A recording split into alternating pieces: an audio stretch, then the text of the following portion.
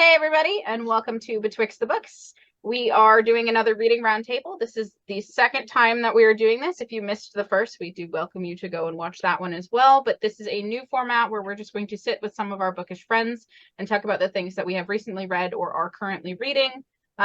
Because not everything that we read is worth a full review on the channel, but we like talking about books in general. And also our favorite part about doing the channel is talking about books with other people. We get recommendations, our friends get recommendations. It's just a good time. So if you want to like chill and hang out with us for like about an hour, we don't know exactly where it's going to land, but about an hour, and just talk about books of all types, please sit and join us and enjoy. If you have been a viewer of the channel, you know that I am Michaela. Hi, I'm a bookseller. I've been here off and on forever. Most of the time, though, you're looking at Gretchen's face. Hello, I am Gretchen. This is my face. You see it a lot. In particular, there was a recent, one of my favorite thumbnails of like all time where I just had my face next to a very upset looking cat.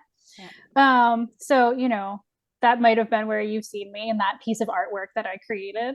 Mm-hmm. I read weird. So a lot of the time right now you're seeing me do romance stuff, but when I'm not doing romance stuff, I do history and political science because both of those things go together and make sense. So hello, I am Gretchen, and we are so glad to be joined today by Meghan. Hello, I am Meghan.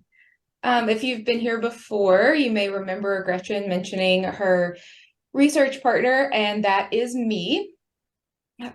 So I like to read all kinds of books. I'm really all over the place. I love young adult fiction, and I love picture books, and I love thrillers, and Gretchen is really helping me get more into reading nonfiction these days. I was a teacher for 10 years, 15 years, a long time, and teaching at all grade levels. So that's why my reading is kind of all over the place. All right. Well,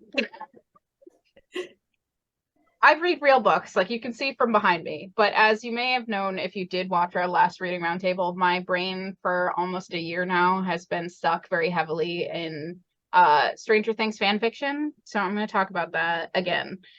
Different fan fiction this time, but that's what I've been reading. I like hundreds and hundreds of just Stranger Things fan fiction, specifically Steve and Eddie. So Steve Harrington and Eddie Munson. Just love that shit. Very good. They're my favorite boys. Today I would like to talk about the Omegaverse because I am not a person who read much Omegaverse at all for like most of the time that I was reading fan fiction as a person. It kind of weirded me out. And if you have ever interacted with the Omegaverse, it does not explain itself. It's just like you just get dropped in. And it's like very unnerving. If you aren't aware of Omegaverse, it's like loosely based on wolf dynamics. There are alphas who have dicks, and then there are omegas who have vaginas. Depending on the person writing, sometimes male omegas are intersex and they have both organs, and female alphas will have both organs, and sometimes it's just up in the air. It's loosey goosey. Don't worry about it. Gender is one thing, and the omega gender is another thing. There's a secondary gender. There's two genders, which is a lot to conceptualize. Now, when I was in high school, I was reading a lot of werewolf romances, like supernatural romances. So it's like weird that I wouldn't have a lot. It's weird that I wouldn't have like transitions there automatically, but it did. It was weird. It was like a little bit too weird for me. But then one of my favorite fanfiction authors decided that she was going to do her take on Omegaverse. And this is Azriel Green. Her username on AO3 is Onion Chiver. People who are in the study fandom will probably know Az for two fics that she did. One that's called We Should Just Kiss Like Real People Do, which is a post-season 4 Steve and Eddie getting together very slowly, like very normal fic. Or You're Divine, which is her Cass Eddie fic. Cass Eddie is a vampire Eddie. So she's done a supernatural one beforehand. The cast theory is a theory in the thing. I may talk about it at some point in the future, but we're going to skip over that. She's very popular for those two. I loved both of those fics. The fic that she's currently writing is called Touched, and that is the Omegaverse that she's doing. But the thing that I love so very much about this fic is that she, from the start, was saying that she wanted to make a fic that if you had never interacted with Omegaverse, it was going to teach you what Omegaverse was, and like do the thing that none of the other fics do. The other fics are just set in a universe with Omegaverse, and you just have to deal with it. This is a universe where only Steve and Eddie have Omegaverse stuff, and everybody else is normal humans. And I love it so much because it's just these two boys having the weirdest stuff happen, and everyone in their life is just like, what? It gave me so much joy of just like Steve suddenly going through a secondary puberty, and now he has lady parts and doesn't know what to do and is panicking. It's the 80s. Like, it's so entertaining to me because nobody, like, it's so funny. It's just so funny. And then in true Azrael fashion, she like hits you in the gut with like angst a little bit later in the fic. The beginning of the fic is like pure, like these two boys are both panicking because they're basically going through body horror situations. They're like, I don't know what's happening.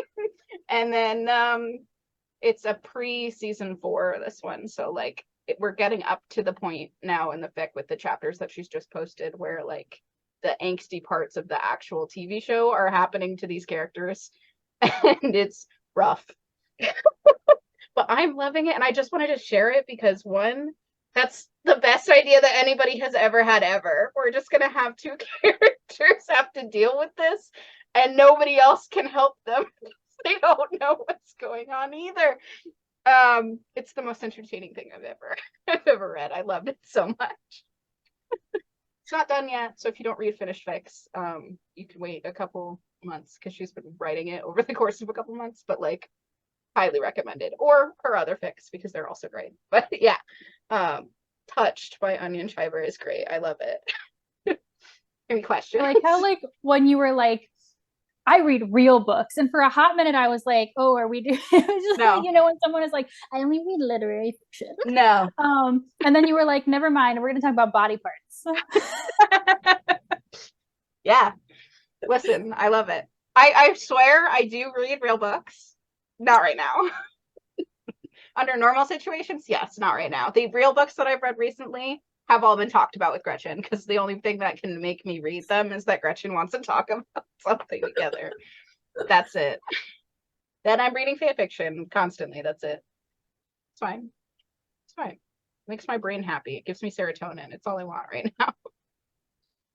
So I'm a person that has never really read fan fiction outside of 50 Shades of Grey because I don't really know where to find it. So if I wanted to find this, like, is it on Amazon? Can I Google it? So the website that I use that is like sort of the current like main hub for fan fiction is Archive of Our Own, or AO3. It's probably the most user-friendly of all of the fan fiction websites that there are. A lot of people also use Wattpad, which is where 50 Shades was originally published, or the OG fanfiction.net. And Wattpad and fanfiction.net are not very user-friendly, so you really are like in the weeds of trying to find the stuff that you want. But AO3, you can go in and type in a fandom or a character pairing that you find interesting, and then it's got a really user-friendly like filter system where you can say, okay, I like Stranger Things. So you can type in Stranger Things and it'll give you every fic that has been tagged as in the Stranger Things universe or involving the Stranger Things characters. And then you could go, okay, really, I only want fics that are Steve and Eddie as the main romance pairing, and it'll filter it down.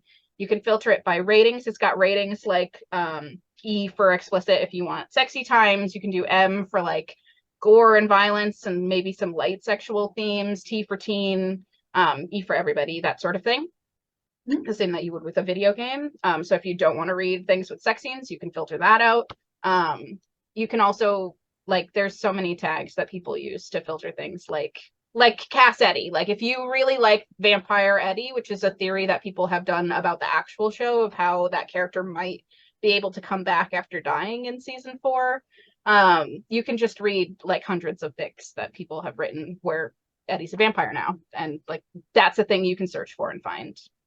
Yeah, it's awesome. I would recommend Archive of Our Own, and you could pick like literally any fandom that you can think of, TV show, book, what have you. Like one of the top fandoms even still is Moonstar, which is Sirius Black and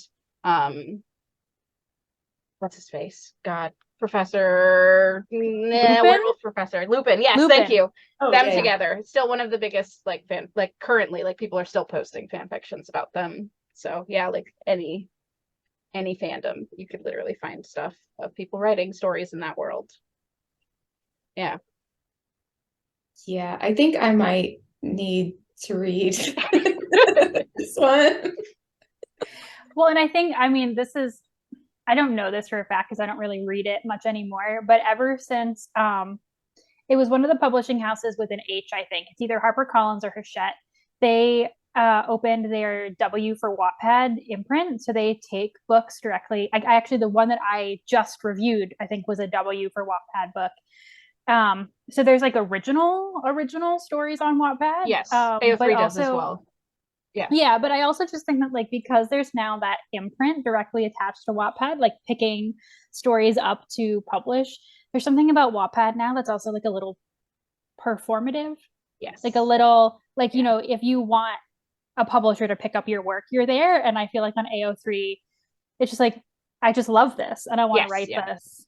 And it's not perfect. Like I'm not expecting a publisher to come in and like, you know, drag it off the, but yeah, I actually even have a book somewhere on my shelf about how to get published on Wattpad that's I'm sure now very outdated. But yeah, that's just a personal feeling on that. Yeah. I mean, there's plenty of books that have been like taken from fanfiction and they just changed the names to make them and publish them, like lots and lots, like more than you would think. The like really popular ones that people know obviously are 50 Shades of Grey, The Love Hypothesis, which is a really popular romance from last year or the year before. That one was it's what like Raylo. Allie Hazelwood, right? Yeah, so there's a bunch of authors who either take their fan fictions and rework them to make them publishable, or start that way and then write original stories afterwards that people, once they have an established audience. So yeah, no, like it's totally Now I'm also just thinking about After. Yes, After. Yep, After is also a what is that? Harry Styles from One Direction. It was Harry Styles, One Direction fanfic. Yeah. No, I didn't know that. Okay, so I didn't read the book, but after I watched the movie on Netflix, I was kind of glad that I didn't read the book. The book is worse. Yeah. No. The book is, I'm sorry to anyone who sees this and is Anna Todd stan. I understand those books have a huge following, but the toxicity of that relationship, it's just like if you think it's bad in the movie, the books are worse. And it's just very much not. And I read multiple books too. Stuff like that makes me uncomfortable too. So like I read fan fiction about fictional characters. Reading a fan fiction about a real life human makes me so uncomfortable, especially when it's like a toxic relationship like that. Because what are you saying about that real life person? Because you're basically saying like, this is what I think Harry Styles is like in real life. And I was like, no, uncomfy. No, thank you. Yeah. No. Yeah. See, there's like weird things, but anyway, no. Yeah, fan fiction is super interesting to me. I was not someone who read a lot of it for a very long time. When I was in middle school, I wrote and read, because again, this was us in middle school in like the early 2000s, on a website called Hogwarts Extreme. I wrote and read Harry Potter fan fiction. Loved that. Great time to be alive. It was like forum based. This is the early days of the internet where you like forum based fan fiction. So like we've come a long way since then. But yeah, no, fan fiction's super fun. I think that there's shifting happening now where like I made it sound pretentious, like I read real books but I've been reading fan fiction. There are some of like, again, the fan fiction I talked about last month made me cry. There's very few real books that have made me cry in real life, like have physically like affected me to that level where I've cried. And there have been 3 different fan fictions in this fandom where I have been crying over poor Steve Harrington. That boy can fit so much trauma. That poor boy.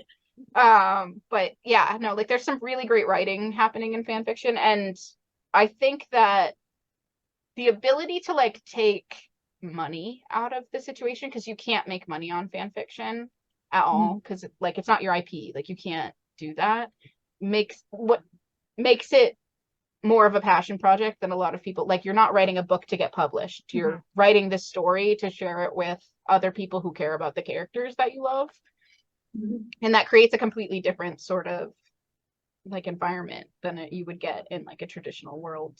Granted, Wattpad, again, there's people there who are publishing with the intent of like, maybe someone will buy my idea and then I can actually publish it. But I don't think that in general that's what most people on AO3 are doing. It's much more like, I just like have brain worms that won't leave me alone about these characters. Please let me just get my idea out into the world. And any idea you could have is probably, there's something for you there. There's literally, I'm not even kidding, 30 fan fictions about the stupid submarine, like the billionaires in the submarine already. Stop. Yes, I'm not kidding. It's very soon. Yeah. So like that show, I think it's called Ocean Gate on AO3. If you're that type of person and you want to read some fan fiction about billionaires stuck in a submarine, that exists. Oh my god. Yeah. Oh. Actually writes a note to self. Those RIP. But yeah, I love fan fiction. It's such an interesting thing. And maybe one day I'll do an actual video where I do like a full review on something, but not today. Literally, we talked about this in our last reading roundtable, and me and Anne and Taylor were like, make the video. And you're like, I'll do it, maybe. We're a month later here, folks. Listen, 90% of the things that I read aren't worth doing a video about because it's like 5,000 words and it was just a fic where Robin dares Steve to get a bunch of piercings and that slowly drives Eddie insane. Like, that's all that like, I can't do a review of this. Like, I don't know. So you do a review of multiple of them. You list them off. You tell okay, we cannot take up another like full 30 minutes of another reading roundtable with me trying to convince you to make this video. Just eventually, just due to sheer erosion, I will wear you down. I'll crack. Yeah, exactly. And then you'll get it. You just have to wait, and I'll just keep talking about my like standout ones in these videos until then. Yeah, go read Touched anyway. Gretchen, what did you read? I don't. Okay, all right. So I've already talked about, I'm rereading a romance series right now, and I also just finished a nonfiction book. And I've already talked about the romance series a little bit, so I will do the nonfiction book and totally steer this in a very similar direction to this fan fiction we just discussed. Yeah. By which I mean the exact opposite direction. But there's no Omegaverse? Damn. Well, oh no. Oh, I'm sure somewhere out there literally is like a George yeah, there is. Omegaverse, and now that's not a question. That is a thing that is in my brain now, and I'm trying really hard to unknow that, guys, briefly. I'm trying to get to also this. Okay, nope, this is my currently reading shelf. There we go. I was trying to, it's a really long title, so I'm just bringing it up. So I just finished Revolutionary Roads, Searching for the War That Made America Independent, ... and all the places it could have gone terribly wrong by Bob Thompson. And I was talking to actually my friend Erica about this, as this being, I think, a book that I could not have enjoyed when I started reading all of these presidential books. Because I feel like when I got into it, I was like super serious, and I wanted like super serious, like very detailed nonfiction. And that is still a thing that I enjoy. But I gave this like 4.5 stars, literally just because it's hilarious. And that is not necessarily something you would think of when I say I'm going to talk to you about revolutionary American Revolution nonfiction. Yeah. So, and it's also just like really an interesting idea. So Bob Thompson is, as a researcher, he's talking about the major battles of the American Revolution, but he's talking to you from the vantage point of him as a researcher right now going to those places. So he went to the park. He went to the historical marker. He talks to you about places where you can't actually see the battlefield because they built a Walmart there now. Which, as someone who is very obsessed with the way that America handles public history and what we put on the markers, what we don't put on the markers, like what those markers actually say or don't say, was like a beautiful marriage of like that thing and then also history, because he's telling you literally about like the slope of a hill, right? And how the dynamics of this battle could have been changed if like someone else had the hill, or like, this river wasn't there. And it was just really interesting and a really, really interesting idea. And I mean, it's also a love letter too to like national parks employees or like historians who go out and they like take their time to show him these places. And in particular, I wouldn't say one of his focuses, but I think that it is fairly typical for us when you think about the history books. Like, there was the American Revolution is fought primarily in the North. Saratoga happened, and so the French decided to join the war, and then Yorktown happens, and the war is over. When there was actually extensive fighting done in the South. And so that is actually a big thrust of this book. And Meghan's not, because Meghan is from the South, and she's like, tell me something I don't know, you Northerner. But he does extensive work, and like he actually talks quite a lot about historians also from the South who have had to reclaim a lot of this American history because nobody has really wanted to focus on it or like put up markers or stuff like that, or really even like talk about it. I'm sorry, that car is really loud. If you could hear that. But he's also just hilariously sassy. Like, instead of being like, and then George Washington, blah, blah, blah, he like paraphrases in colloquial sassy language like what one of some of these things like conversations could have been. Like, George Washington is about to come to like figure out Benedict Arnold is a trainer, and Benedict Arnold's like, okay, bye. Like, it's not quite like that, but it's just very funny. And so, like I said, I don't think that this is a book that I necessarily like would have enjoyed if I was like trying to be like serious historian me. But now that I've read so much about it, and also I also have a lot of context for a lot of like this American Revolution history, I just really enjoyed what to me felt like a very unique take on this, and a really funny take. And I felt like I wanted to keep listening because it felt like a friend telling me stories, right? Like, I've gone on this like history trip, and this is what I saw, and this is the history attached to it. And at one point, I don't even know what I was doing. I was just sitting here listening to it, and I'm always like doing something else while I have an audiobook. And this one I was just like, tell me more, Bob. So I really enjoyed it. And I want other people to read it. So I figured it was a great place to talk about this here.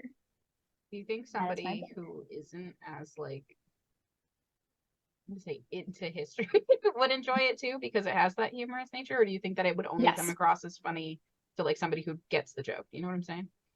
No, I think it would absolutely be. I think this book is probably more for the casual. Okay. Because I also know that like a lot of people who like do, I don't want to say like serious history stuff, but like there are some people who just really don't want to get into the what ifs, which is a huge part of this, where he like when he's looking at the actual terrain and he's like, what if this had happened, or if this had happened, or blah. And there are a ton of people who really don't like to do that. If you're trying to do like a serious history thing. But I feel like what he's doing when he uses his sassiness is, first of all, like just calling some people like he sees it. Like, that was dumb, George. It was. Washington should not have done that. That was dumb, George. And also just like making what could have been like and then Charles Lee said to George, and he's just like paraphrases it in a really quippy like conversation. I think it's definitely meant more for the casual reader. And so if you're just someone who enjoys history, thinks that it's interesting, and would like to read something funny that also like teaches you something,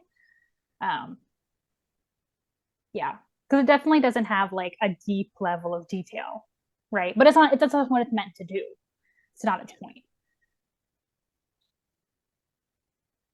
Yeah, I really appreciate you bringing attention to the fact that the Revolutionary War was also fought in the South.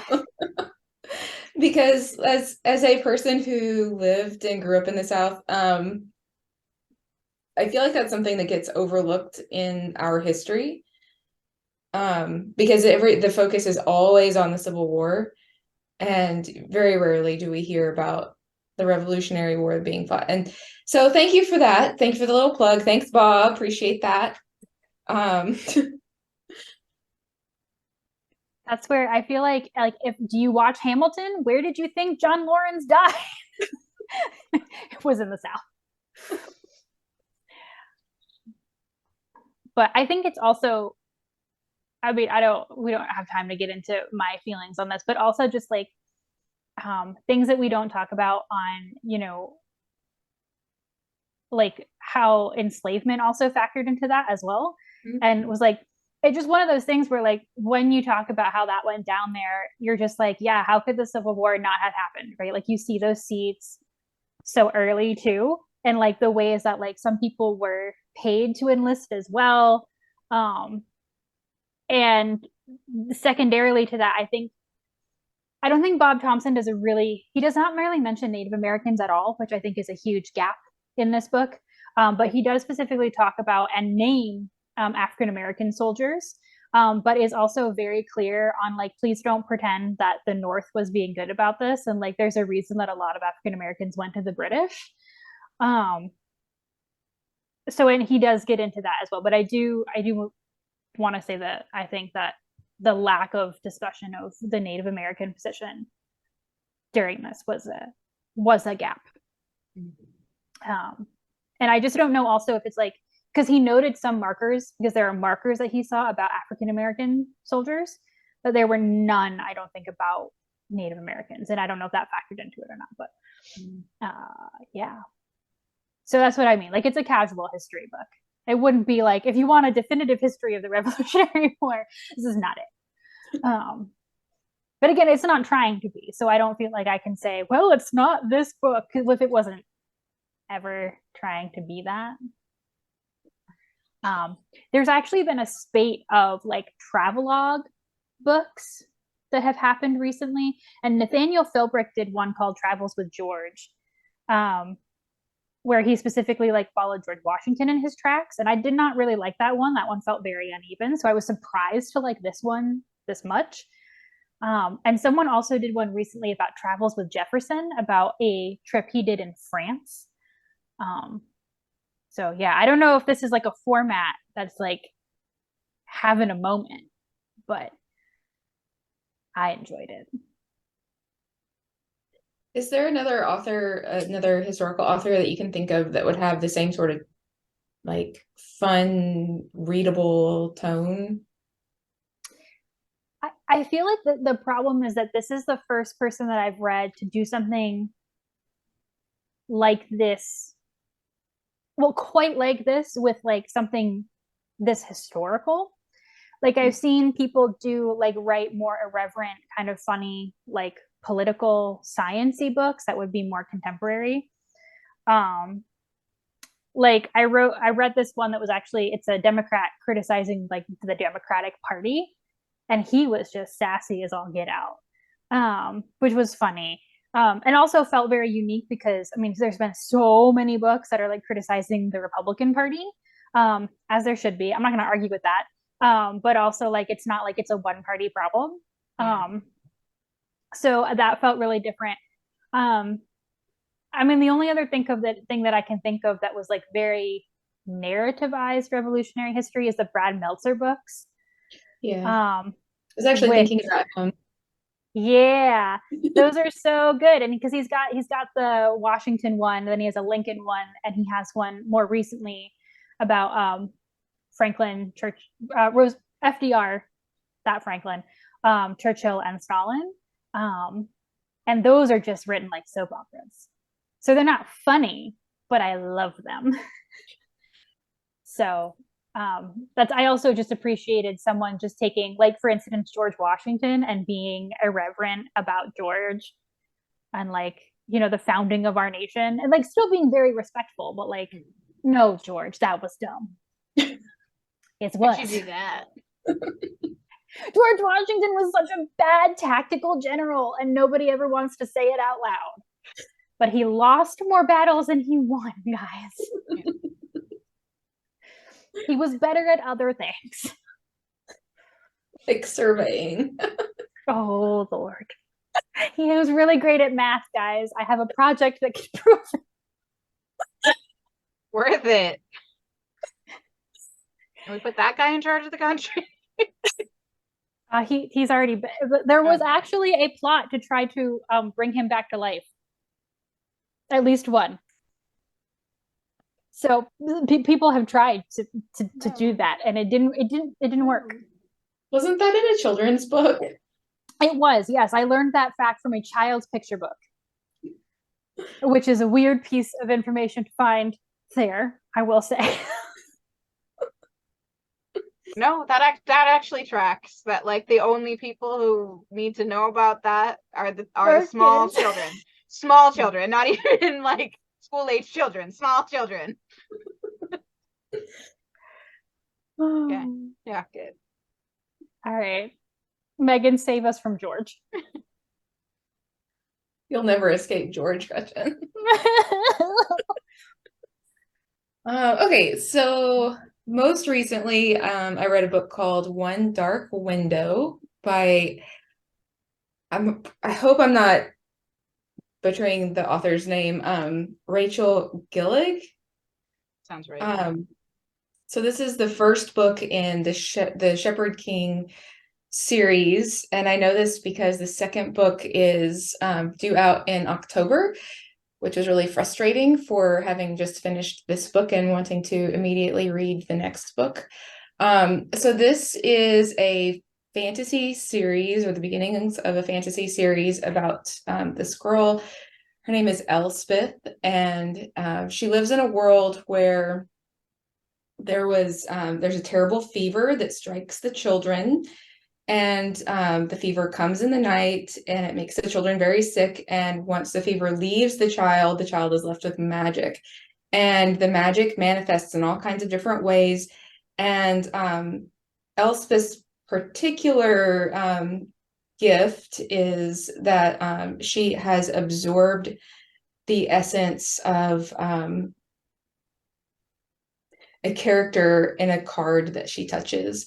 And so now she has two people living inside her brain. She's got herself, and then she's got this character. And so throughout the book, it's really interesting because you get a little bit more information about who or what this thing is in her head, and get that perspective. And then you also get her perspective. She's 20 years old. The character's 20 years old. So I feel like this is probably meant for like an upper teen audience, maybe. I'm probably not the readership that this author anticipated. But I do like a good YA book, and this one didn't disappoint. I can't really decide exactly how I feel about it. Am I allowed to say spoilers? As long as you say, I must talk about spoilers. Yeah. And then people okay, so spoiler alert. There comes a point in the book where Elspeth needs to go help with a mission. Try not to say too much because I don't want to give too much away. Elspeth is supposed to go to a mission to help with this, to collect these artifacts, and the only cover story that they can come up with for why she needs to go and stay at a different house other than her own is that she is courting the gentleman of the house, because of course we need a fake romance in there. And that was almost the point where I put the book down, because I'm like, really, are we doing this again? Because I feel like this is one of those things that's like, is in almost every YA romance that I read, and it's kind of played out. But again, I'm probably not the readership that this author has imagined. And so, but it does work for the story. And I do look forward and do plan to read the book that's coming out in October, the follow-up, if only to see exactly what happens to Elspeth. And yeah, so Are you saying like Elspeth, like ELSB? EETH Elspeth. Elspeth. Okay. Yeah. Well, I've also seen it spelled with a P instead of a B. But that's my grandmother's name. Oh, And I've literally heard it and that's why my parents, the dog's name is Elsie. It's named after her. mhm. But I've like never heard that name in like another context. So I was just like, when you said that, I was like, so weird. Yeah. So her name is Elspeth, and but some of the other characters in the book call her Bess as a nickname. Okay. Yeah. I mean, I don't know if this is true for you, but like, you know, like when I was younger, I feel like I had way more tolerance for unfinished series. Like it was exciting to like get a new book and then wait. I don't know if you have the similar experience, but like at this point, I'm just like, if it isn't finished already, I don't want to start it because I want to know. I didn't know when I picked up this. So this came in one of my Kindle recommendations, and it was like, oh, you read Uprooted by Naomi Novik, and you might like this one too. And I can definitely understand why this book was recommended for readers who enjoyed Uprooted. But I didn't know it wasn't a standalone. I was fully expecting an end of the story, and then I got close to the end and I was thinking, I don't see how this is going to wrap up in the next 50 pages. And then I learned that it doesn't come out until October. Oof. I think that's the thing though, right? Like if you know you're going into something unfinished and you make that choice, that's one thing. But when you're like reading a book that you're fully expecting, we've talked about it on I don't read a lot of series in general because I don't like it's like too much of a time commitment for me. Like I feel like I gravitate towards standalones in general. And the number of times where I'm like fairly certain this is a standalone and it doesn't have like a satisfying resolution, I just get frustrated at it because I feel like even if you are intending your books to be a series, each of them should have like an arc on their own and feel satisfying. There can be overarching stuff and like things that like things that would push them to the next thing to like want to keep following your characters. But when you're really just doing like the rising action of a story and maybe like a climax and then a failure, like it doesn't even get to like what you want, it's not a whole book. It's not complete. And there's so many trilogies that do that structure where it's like your first book is like all of the like background and the rising action, and then you don't have like a satisfying story. It's not worth it. Don't like it. So I go to standalones.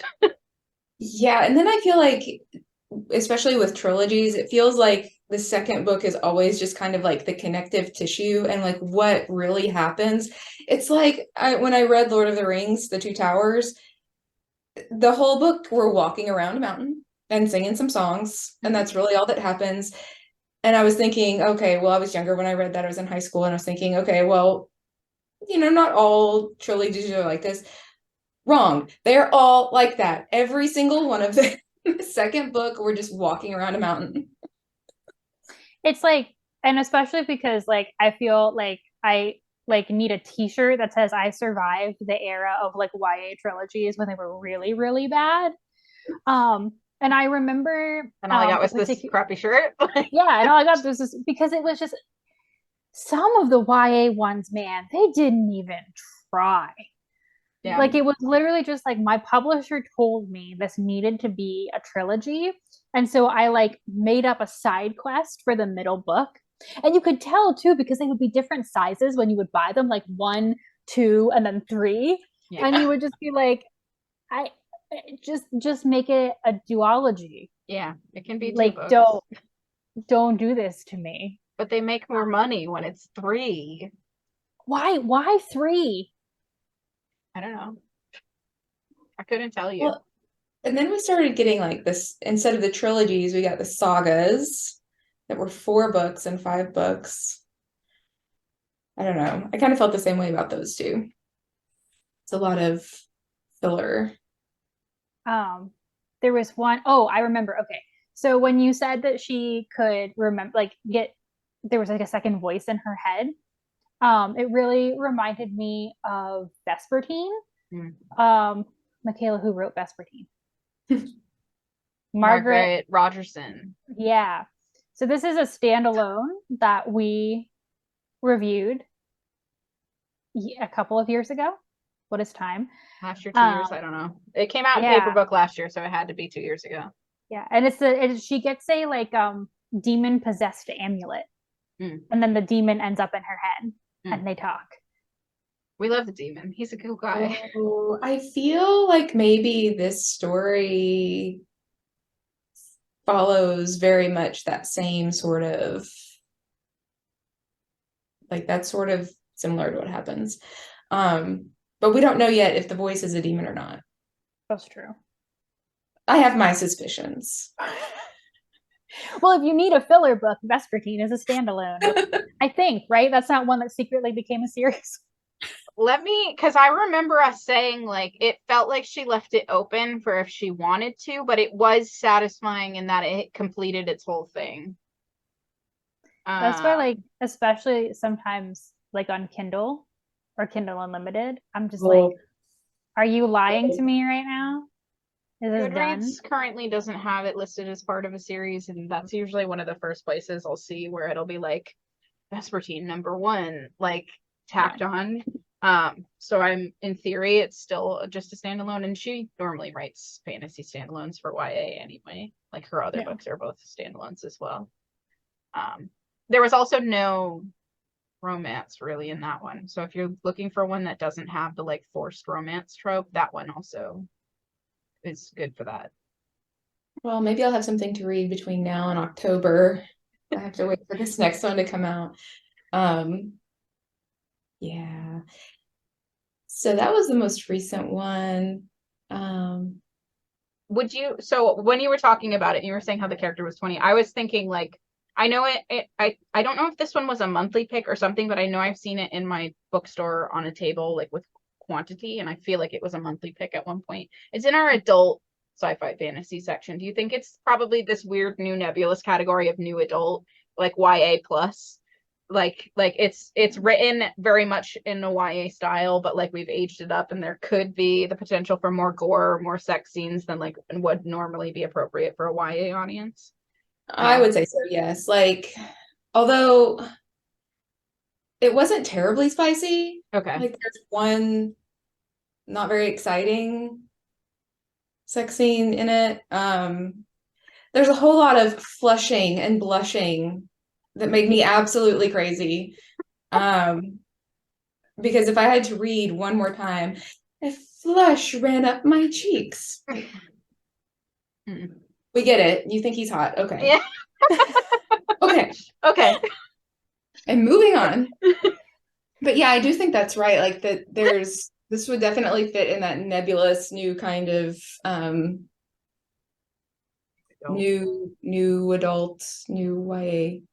Yeah, I feel like it's really funny because, like, we talk about new adult as like a nebulous category, but at the same time, I feel like if you exist on the internet and like you either read like Kindle Unlimited or you're reading like some, like, I think like even AO3 and stuff like that, like, new adult is fairly well, it's like a thing. It is a genuine thing, and you'll see it in like tags on KU books all the time. And like, I think the only reason it remains like a nebulous category is because we don't have anywhere to put it in like a bookstore or a library. Yeah.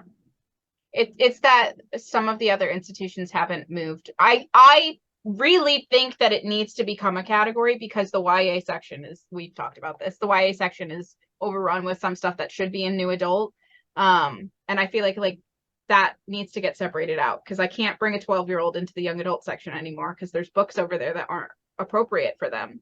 And like it used to be anything over there they could browse. I might give recommendations and be like, depending on your child, this one might be a little bit too romance heavy, or this one might be a little too gore heavy. But like now there's like, I can't just let a kid browse over there and think that they're going to be okay with anything they pick up. And like, because it is like, there's publishers are publishing it. It's a huge market, new adult. Like the whole Colleen Hoover thing, I would be like, this is a new adult Yeah. right here. Like it, I don't know. It exists in publishing and it exists in like the sales market, but it doesn't exist in the like quantifying age bracket. Well, also I feel like there's people like me that really like to read YA, because it's, for me, a lot of times YA is like a comfort read, because I can pretty well guarantee that once the story actually does end, you know, after the third or fourth book, that it's going to be satisfying and it's going to tie up nicely and it will have it happily ever after. And I need that in my life. And so I feel like I'm one of those readers. I'm older, but I will definitely keep returning to those because the structure is comforting. Because the structure is really nice, and I can read it in the middle of the night and It's not challenging. And it'll help me go back to sleep. You know. Yeah. Yeah. But I don't know. I think maybe publishers are trying to market more toward people like me who appreciate that kind of comfort read. Well, there's also this thing of like our generation have grown out of YA, but like a lot of us still are aware of it. Like the content creators that pushed a lot of those YA series, like a lot are very much adults now, and they're still kind of in that niche. So there is like this thing of like, there's like a huge bracket of people who are now growing out of YA, but like still want the same sort of thing. So there is like, there's definitely, that exists. Now that YA was established, because even when we were kids, YA didn't exist. So we were just talking about this earlier today, that a lot of the books that we were reading in middle school now get shelved in YA, but when we were kids, were in the kids section of like Barnes and Noble, because the YA section didn't exist yet. Right. The YA section. Sorry, go ahead. No, go ahead. No, I was just, the YA section began to appear in 2000. So anything pre. Yeah. So. I mean, us too. I mean, I didn't read YA until I became an adult, I guess, because it wasn't a thing that that was there. You know, it was either you read children's chapter books, middle grade fiction, or you read classics. There was really no in between. Well, and I think too, one of the other reasons that I would also love to see a new adult section is like, so if you're saying like, you know, YAs, there should be YA books to help teens deal with teen issues. Yeah.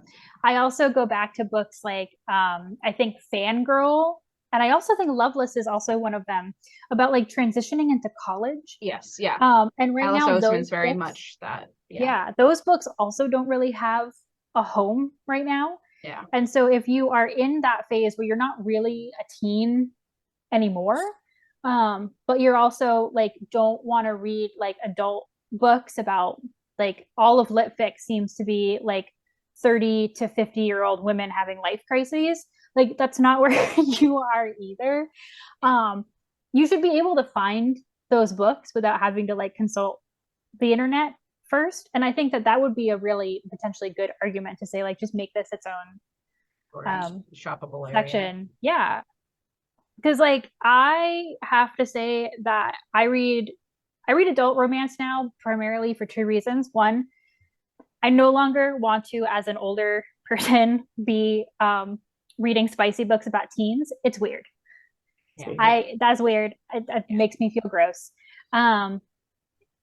Just like on an age level thing, a lot of them are underage, like the way that we would rate that in real life. Two, it's for the same reason, which is that a lot of the issues in YA, like YA fantasy, fine, like but a lot of the other issues in like contemporary YA, like those are no longer issues that I face. No. Or like like adult romances are dealing with different, contemporary adult romances are like dealing with much different issues, which are far more relevant to me.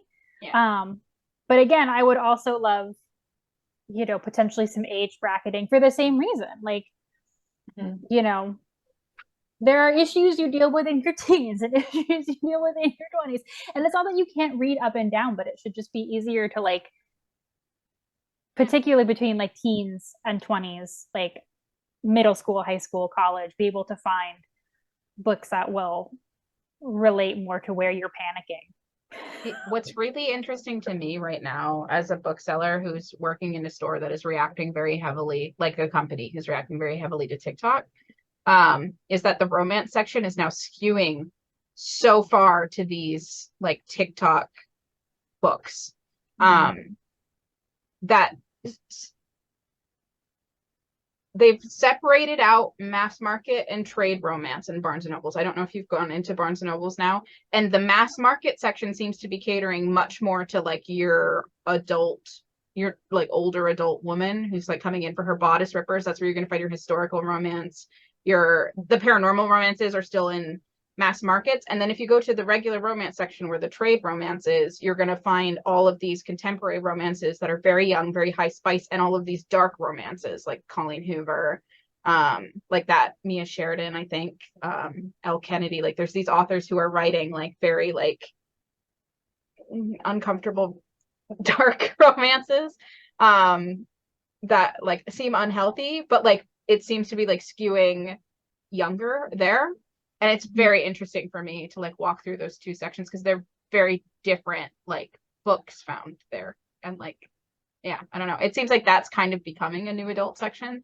And it is entirely in response to TikTok. It's like, here's all of Ellie Hazelwood, and here is, I don't know, like, yeah, Elle Kennedy is a big one. Mia Sheridan is a big one. The person that wrote Archer's Voice, I don't know. That one's really popular right now. There's like a hockey one that's really popular right now that everybody's coming in because it's very high spice. I like, again, like that's what's happening there. So it seems like that's kind of starting, but I don't know, it's interesting.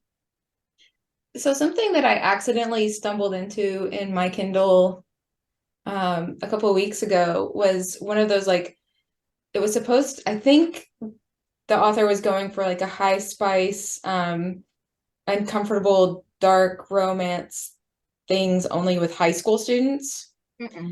And like to Gretchen's point, like I started reading this and I'm like, oh, no, this is not for me, not even close. Nope, don't like it. Where is my trigger warnings? Don't like it. And I put it away, and then I didn't realize it has so many reviews on Amazon. And I was going back through and reading some of the reviews just to see what other people were thinking. And it gets very high marks. And I just don't understand that, like, high spice teenage young girls, yeah, thing. I mean, I, as a teen in high school, was reading adult romance. I was reading all of those paranormal romance, my werewolf books, and vampire books. Like that was what was popular at the time. That was like Twilight, right? Like Twilight, like sparked this thing, and it was sparked in adult romance as well. And so like reading that stuff, like that existed. So I can see why having like a teen would want to read about teens who have sex, because it's like that's definitely like age appropriate for like high school aged kids to sort of start looking at and reading. I don't like how all of them seem to be toxic relationships. That's what's making me uncomfortable, is because every single one that's become popular that I've heard about, every single time I'm like, this is not a healthy representation of what a relationship should look like. Why is this what we're pushing at the kids? Well, I mean, I'm After? sure I've mentioned like... But like even like, so I mean, I feel like there's like this feeling where like if it is gonna have if it's a relationship with tension, it must be toxic, is like a very like YA weirdness thing. Because I remember when I first reviewed I'm going in the way back machine. But the first time I read Grave Mercy by R.L. Lefevre's, and Michaela's heard me tell this story 17 times. I'm gonna tell it again. It's fine. Do it. But the first time I read it, like, because I have the review, this is when I was blogging, guys. Like, I was a high schooler when I had my blog, and I reviewed it and I gave it 5 stars. And one of the reasons I gave it 5 stars was that for the romance, and I loved how like realistic and good the romance was. And then I reused that book for my undergraduate thesis because the main character is a female assassin, and that's what my undergraduate thesis was on. And I basically wrote another blog post where I was like, I was so terribly wrong. This is like, he literally gets off on her pain and her fear. And this is a YA book. Like, it's not, you know, And it wasn't content-wise, in like, this is a healthy kink environment. It was like a not, communicated. No. And it was like literally, and so like, and because I have like full, and it's like a huge part of my thesis too. But I also go back to like people who thought like Edward Cullen was prime Fabio. Like, they were like, I want a guy who like stares at me while I sleep. And like, I was like, do you hear yourself talking at all? Question, like, and that's why I like to bring up the Grave Mercy, because I don't want it to be like I'm judging. Like, we've all been there. Yeah. Like, you read it and it's presented to you as a romance as a teen, and the same way that media does it as well. And you're like, yes, like I want like a high drama relationship, because these high drama, like high stress things, like that's what's romantic, right? Yeah. And it's just like, media has lied. Listen, that's not. As a lover of fated mates, as a trope in romance, like I get the obsession thing of like, this person loves you and only you. Like, I get it. Like, there's like a thing of like, I am wanted by somebody more than anything else. I get the like desire there, like where that comes from. Don't make it unhealthy though. Don't make it abusive. God.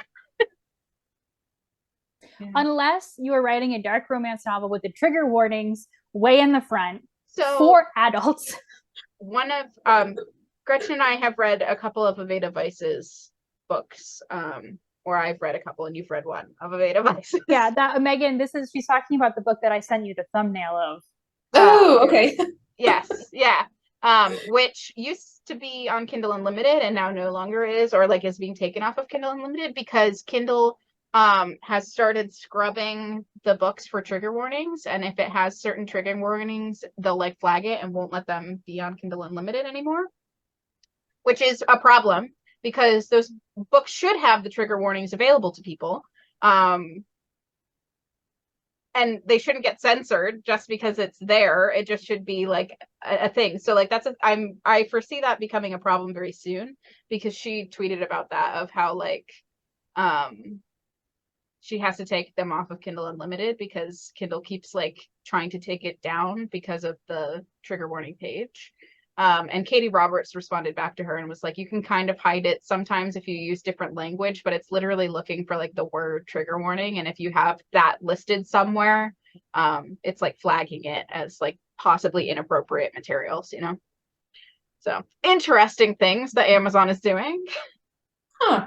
So that's probably what happened to the book that I accidentally stumbled into.